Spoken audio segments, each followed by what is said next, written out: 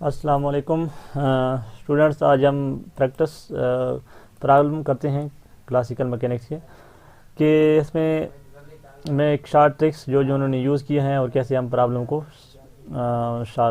Cuts method से हम solve कर सकते हैं। कहते हैं कि smooth block is release at rest on 45 degree inclination and then slide a distance d. The time taken to slide is n time as much to slide on a rough incline plane then smooth. The coefficient of friction is, तो ये coefficient of friction हमने इसमें बताना है। तो पहली बात ये है कि जब फ्रिक्शन, पहली बात कि उसमें फ्रिक्शन नहीं है फर्स्ट केस में, तो जब फ्रिक्शन ना हो तो हमारे पास एक्सेलरेशन इज इक्वल टू जो डिस्टेंस होता है y is equal to 1/2 gt square, 1/2 gt square. और ये g क्या है 1/2 at स्क्वायर भी लिखते हैं, y इज इक्वल टू 1/2, जो बहुत हमारे पास फेमस फार्मूला है, 1/2 a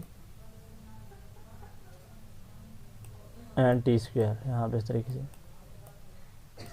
तो ये a जो है a g साइन थीटा, क्योंकि जब भी इंक्लाइन प्लेन पे अगर कोई ऑब्जेक्ट से डाउन फॉल कर रहा है तो हमारे पास ये जो होता है g साइन थीटा होता है एक्सेलरेशन, जब फ्रिक्शन नहीं होती।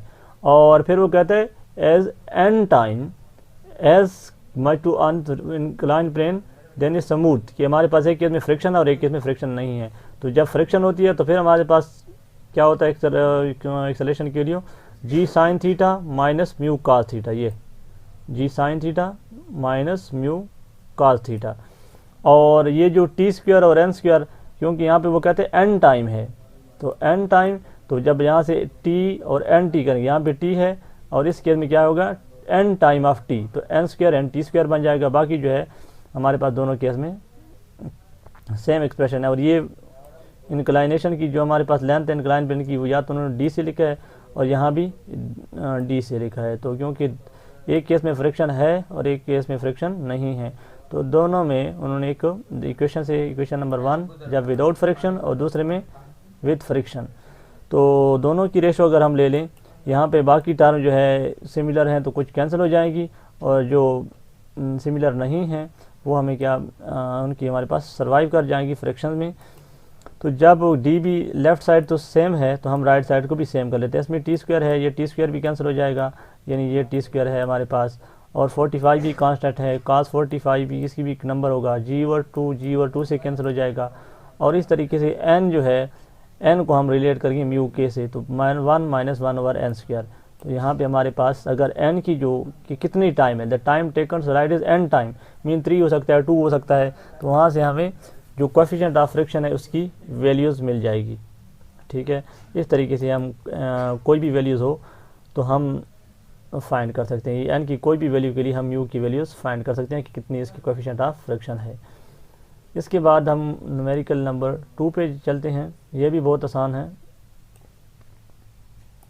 कि the upper half incline plane with inclination phi is perfectly smooth when the lower half is rough. A body start from rest at the top will gain come to rest at the bottom if the coefficient of friction for the lower half is given by this.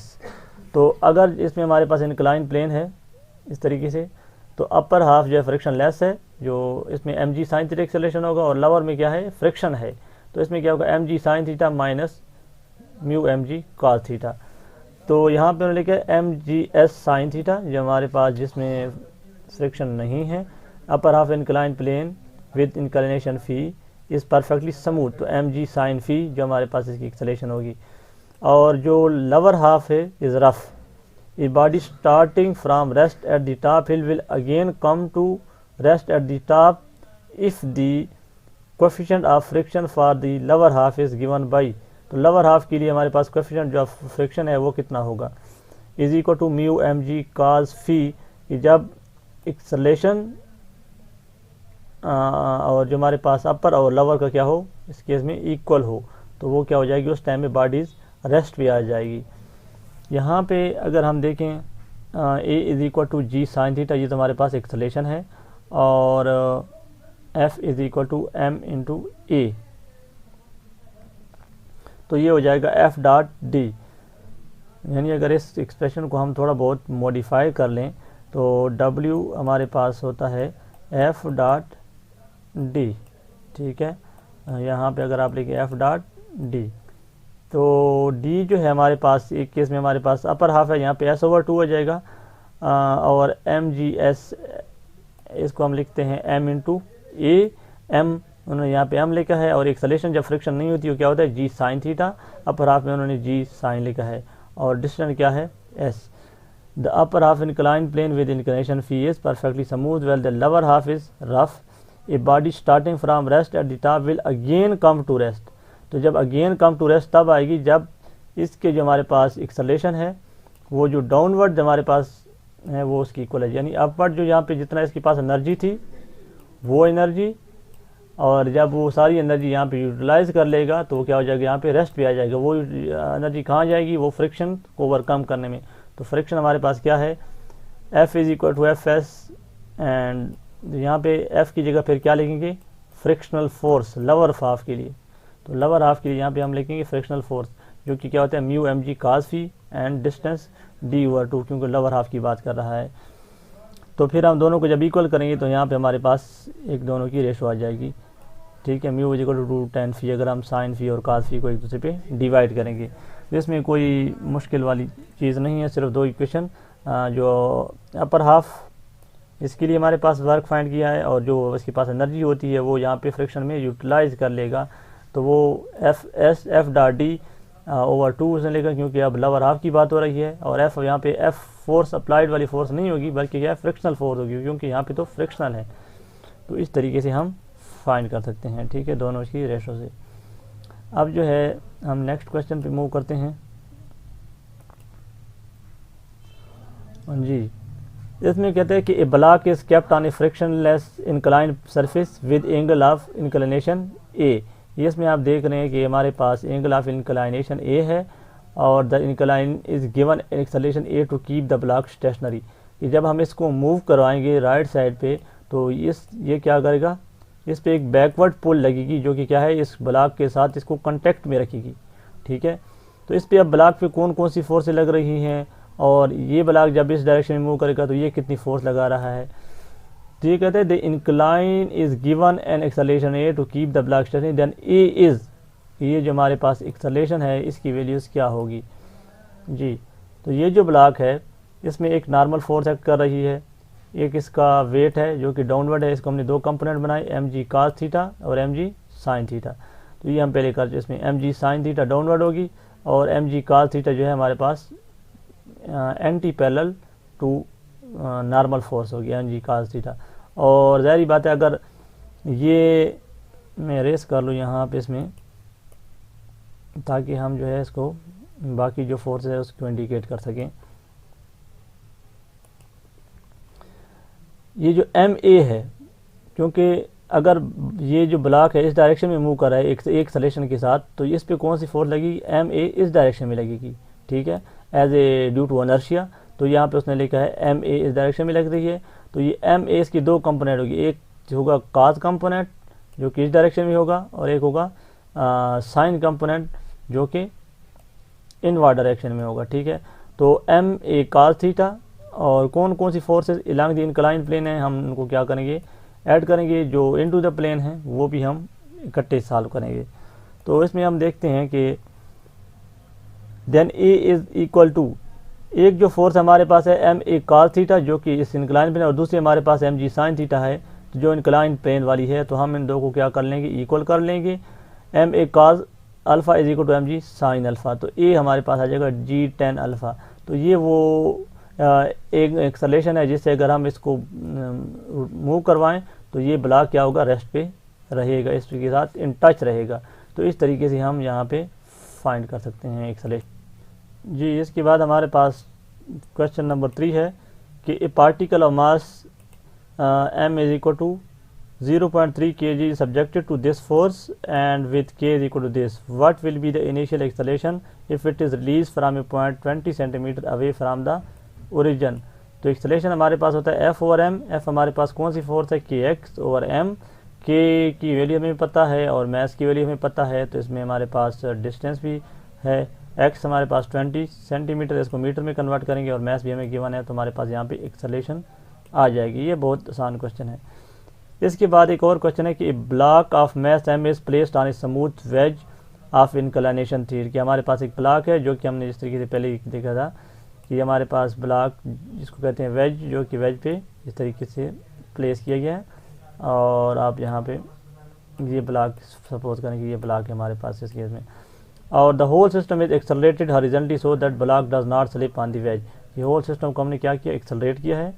The force exerted by the wedge on the block has magnitude, कि इस block पे कितनी force लग रही है due to this whole wedge. तो इसमें हम फाइंड कर सकते हैं कि अगर हम इस पे जो नेट फोर्सेज एक्ट कर रही हैं इसको यहाँ पे जी जैसे हमने पहले किया कि हमारे पास अगर ये मूव कर रहा है, ये वेज इस पे है और ये इसको किस डायरेक्शन में मूव कराएंगे, इस डायरेक्शन में मूव कराएंगे लेफ़्ट को, तो लेफ़्ट को मूव कराएंगे। इसमें नॉर्मल फोर्स हमारे पास नॉर्मल फोर्स, और इसको कौन सी फोर्स ग्रेविटी की बैलेंस करेगा, एम जी कॉस थीटा, और एम जी साइन थीटा इस डायरेक्शन में होगी, और इसकी जो हमारे पास जो नेक्स्ट दूसरी फोर्स है एम ए वो इस डायरेक्शन में होगी, तो M A cos theta force एक इस डायरेक्शन में और एम ए साइन थीटा फोर्स इस डायरेक्शन में। तो अब अगर एम जी साइन थीटा और एम ए कॉस थीटा ये क्या है, एक दूसरे के एंटी पैरेलल हैं, तो हम इसको इकट्ठा सॉल्व करेंगे तो a is equal to g tan theta आ जाएगा। दूसरी तरफ जो हमारे पास यानी इस डायरेक्शन में होगी, जो वेज की सरफेस में होगी, यानी वाई डायरेक्शन हम इसको कह लें, तो एम आउटवर्ड है, इसमें एम जी साइन थीटा है हमारे पास। अगर हम सारी फोर्सेस को दोबारा एक अंदर देख लें कि कौन सी फोर्स है जो कि इनवर्ड है और कौन सी आउटवर्ड है, तो हम अलॉन्ग दी प्लेन वाली फोर्सेस को हमने ले लिया M A cos theta equal to M ji sine theta, जो इस डायरेक्शन में है एन प्लस एक तो एम जी कॉस थीटा है, दूसरी कौन सी फोर्स है एम ए साइन थीटा है, तो एम ए साइन थीटा भी इंटू है और एम जी कॉस थीटा भी इंटू है। इसमें देखें ये एम ए साइन थीटा फोर्स, यानी अगर एम ए कॉस थीटा इधर है तो एम जी साइन थीटा, एम ए साइन थीटा इधर है, और दूसरा एम जी कॉस थीटा वेट का, यानी इस वेट का जो कंपोनेंट है, एक एम जी साइन थीटा इधर हो गया और इसका जो दूसरा कंपोनेंट है वो यहाँ पे M ji sine theta, M A cos theta plus M ji sine theta दोनों इस डायरेक्शन में है। यानी इन शॉर्ट वर्ड में अगर मैं इसमें आपको कहूँ कि ये अगर मैं अरेज कर लूँ जी, तो हमने दो फोर्सेस को रिजॉल्व किया यहाँ पे। कौन कौन सी फोर्सेस हैं, एक ये इस एम ए को रिजॉल्व किया है और एक इस एम जी को रिजॉल्व किया है, ठीक है, इस फोर्स को। तो यहाँ पे अगर एंगल थीटा बन रहा है तो ये थीटा के सामने वाला क्या होगा, साइन थीटा होगा, ठीक है, जिसको एम जी साइन थीटा उसने कहा है, और जो इस डायरेक्शन वाला होगा वो होगा एम जी कॉस थीटा होगा। अगर ये थीटा है तो ये क्या होगा 90 माइनस थीटा, ठीक है, तो 90 माइनस थीटा ये वाला कंपोनेंट फिर क्या बन जाएगा काज, ये वाला कंपोनेंट काज बन जाएगा और ये वाला कंपोनेंट साइन बन जाएगा, ठीक है। तो इसमें आई थिंक कि आपको समझ आ जाएगी कि यहाँ पे ये हमारे पास दो वेक्टर को हम कैसे रिजॉल्व कर सकते हैं। तो फिर जो इनटू वाली फोर्स है एक इस डायरेक्शन में जो हमारे पास परपेंडिकुलर सरफेस है एन, उस डायरेक्शन में इसमें हमारे पास एम जी कॉस थीटा प्लस एम ए साइन थीटा, ये हमारे पास इनटू द वेज आएगी इस तरीके से, और ये एम ए कॉस थीटा और एम जी साइन थीटा इस डायरेक्शन में होगी। तो इनको आप ज़रा ए की जो वैल्यू हमने ऊपर फाइंड की है जी टेन थीटा यहाँ पे पुट करेंगे, और फिर इसमें टेन थीटा को हम लिख सकते हैं sine theta over cos theta plus M जी कॉस थीटा। तो यहाँ पे आप थोड़ी बहुत कुछ चीज़ें कॉमन लेके हमारे पास बन जाएगा M G over cos theta, ठीक है। तो ये हमारे पास जो नॉर्मल फोर्स है ये वेज इसके ऊपर एग्जर्ट कर रहा है, ठीक है। ये नॉर्मल फोर्स देखें कि ये जो हमारे पास वेज है इस ब्लॉक के ऊपर एग्जर्ट कर रहा है, तो यही फोर्स ही हमने इसमें फाइंड करनी थी। ये जो एक क्वेश्चन की हमारे पास फ्री बॉडी डायग्राम है, ये हमें नेक्स्ट क्वेश्चन के लिए हेल्प आउट करती है। तो आप एक को अगर एक फोर्सेस को फाइंड करना सीख लें तो नेक्स्ट में इसमें कोई इशू नहीं होता है। यहाँ पे एक क्वेश्चन इसमें एलिवेटर के person standing on the floor of an elevator drops a coin, एक पर्सन है जो कि एलिवेटर की में है, वो अपनी कॉइन एक ड्रॉप कर रहा है। The coin touch the floor of the elevator in time T when the elevator stationary, कि जब वो स्टेशनरी होता है तो टाइम टी यहाँ से यहाँ तक टेक करता है। वह कहते हैं कि an time to when the elevator is moving uniformly, अगर वो यूनिफॉर्मली मूव करता है तो फिर क्या होगा। देखिए अगर वो एक्सेलरेट नहीं हो रहा तो एक्सेलरेट होना और रेस्ट में होना ये एक ही बात है, ठीक है। अगर वो यूनिफॉर्मली मूव कर रहा है या एक्सेलरेट करने रेस्ट पे है तो उसका मतलब सेम है। हाँ जी, अगर वो किसी एक्सेलेरेशन के तहत होता था तो हम कह सकते हैं कि जी प्लस ए या जी माइनस ए होता था एक्सेलेरेशन, लेकिन अब वो यूनिफॉर्मली है तो इट मीन्स कि अगर वो रेस्ट पे है तो फिर भी टाइम t1 लगा रहा है, अगर वो यूनिफॉर्मली मूव कर रहा है तो फिर भी time t1 is equal to t2 दोनों केस में सेम होगा। यहाँ पे एक और क्वेश्चन है कि ए बोट है of mass 300 kg move according to this equation, तो कहते हैं कि when this force will become zero, ये फोर्स कब ज़ीरो होगी। तो हम पहले क्या करेंगे, ये हमारे पास जो डिस्प्लेसमेंट गिवन है, मैस भी गिवन है, हम डिस्प्लेसमेंट से वेलोसिटी निकाल लेंगे, वेलोसिटी को हम मल्टीप्लाई करेंगे, इसमें वेलोसिटी से हम एक्सेलेरेशन निकाल सकते हैं, और एक्सेलेरेशन को जब हम मल्टी करते हैं इससे डिवाइड करेंगे फोर्स जो हमारे पास मैस है यानी F is equal to M A करेंगे, तो हमारे पास अगर इस तरह से अगर डबल डेरिवेटिव लेंगे तो एक्सेलेरेशन आ जाएगा जी। तो ये acceleration is equal to F over M, तो एम भी हमें पता है और इसमें हमारे पास ए भी पता है, तो हम दोनों को मल्टीप्लाई करेंगे और इक्वल टू 0 कर लेंगे और वो टाइम हमारे पास आ जाएगा। जाहिर बात है इसमें ए 300 kg है और इसकी कोई ना कोई टी होगा, इस एक्सप्रेशन का डबल डेरिवेटिव लेंगे तो यहाँ पे पुट करेंगे, तो इन दोनों को मल्टीप्लाई करेंगे, क्रॉस मल्टीप्लाई F1 से मल्टीप्लाई हो जाएगा और ए से मल्टीप्लाई हो जाएगा, तो आपके पास टाइम आ जाएगा। और एक फोर्स को आप 0 की इक्वल कर लेंगे तो आपके पास वो टाइम आ जाएगा जब फोर्स 0 होगा। ठीक है, तो इस तरीके से आप इसको सॉल्व कर सकते हैं जी। इसके बाद हम एक क्वेश्चन और कर लेते हैं, फिर मज़ीद जो है हम क्वेश्चन नेक्स्ट उसमें करेंगे जी। अब यहाँ पे ये क्वेश्चन है, इसमें इंक्लाइन प्लेन वाला, ये भी हम देख लेते हैं कि कहते हैं कि assuming the coefficient of friction between the block find the acceleration of each block in figure this. ये हमारे पास नेक्स्ट पेज पे एक फिगर है, कहते हैं कि इसमें ना हम क्या फाइंड करें, यानी इसमें एक्सेलरेशन फाइंड करें दिस सिस्टम में। तो इस सिस्टम को सॉल्व करना बहुत आसान है कि ये हमारे पास, अगर मैं थोड़ा और भी इसमें जूम कर लूँ ताकि हमें नज़र में आए कि ये टेंशन T1 है, ये टेंशन इसको T2 कहा है, ये भी T2 है और ये क्या है, ये भी हमारे पास T2। तो हमने क्या करना है, इस पूरे सिस्टम का एक्सेलरेशन फाइंड करना है।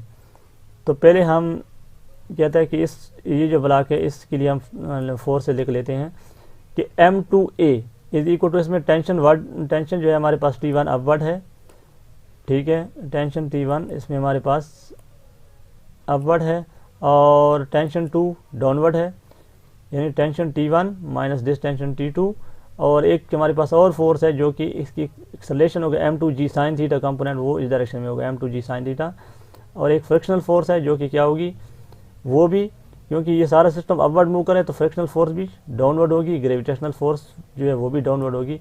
तो M2G sine theta minus mu M2G cos theta, क्योंकि frictional force along the incline plane हम पहले बात की कि वो क्या होता है, म्यू mg कॉस थीटा होता है, तो हमने उस वाला फैक्टर को काउंट किया, और एक जो इसकी ग्रेविटेशनल एक्सेलरेशन वाला कंपोनेंट है M2G साइन थीटा वो भी डाउनवर्ड होता है।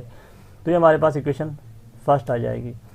तो यहाँ से हम एक्सेलरेशन की वैल्यूज़ फाइंड कर सकते हैं। अगर हमें यहाँ पे ये जो मैथ है ये दूसरी तरफ डिवाइड कर लें तो ये हमारे पास एक इक्वेशन आ जाएगी, इसमें हम T1 माइनस T2 की वैल्यूज़ निकाल लेंगे, ठीक है।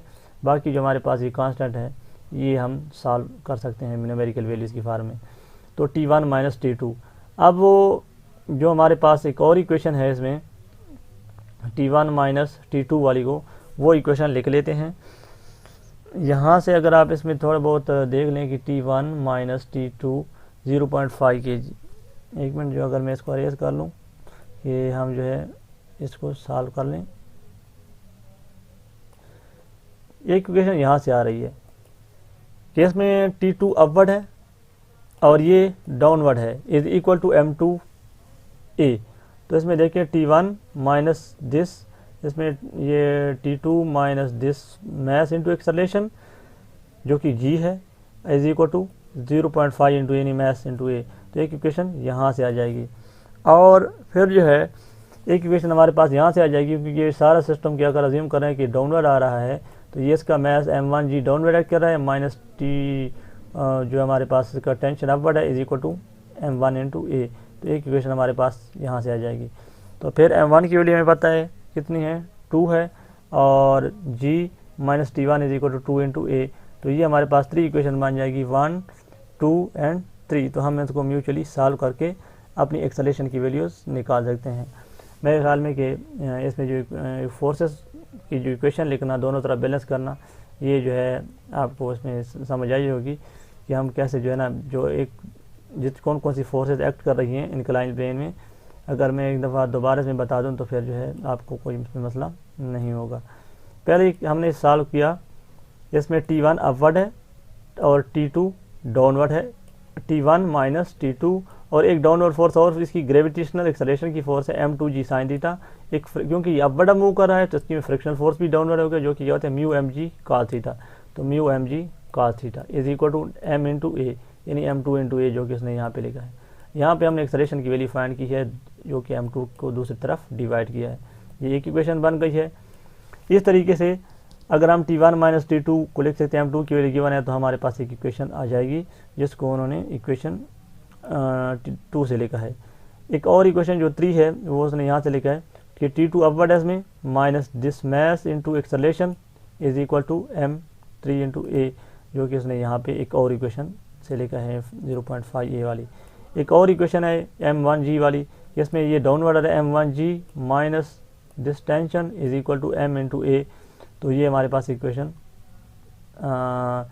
इसको 1 का नाम दिए, इसको 2 का नाम दीजिए, इसको 3, 1 2 3 आप किसी को भी दे सकते हैं। तो आप म्यूचुअली इनको सॉल्व करेंगे, हमारे पास 3 इक्वेशन है और एक अननोन है, तो आप इसमें से फाइंड कर सकते हैं। तो एक्सेलरेशन हमारे पास आ जाएगा g/3। इसमें एडिंग 1 2 3 कोई मसला नहीं है यहाँ पे, इसमें कि T2 जो है T2 से कैंसिल हो जाएगा, ये T1 से कैंसिल हो जाएगा, ठीक है। और आपके पास ये जो ए है ये इसमें से ईज़िली फाइंड आउट हो जाएगा। तो यहाँ तक हमारे जो है ये न्यूमेरिकल काफ़ी हैं। इसके बाद जो है हम इसे आगे नेक्स्ट वीडियो में प्रोसीड करेंगे और मज़ीद जो है हम इनकी प्रैक्टिस करेंगे।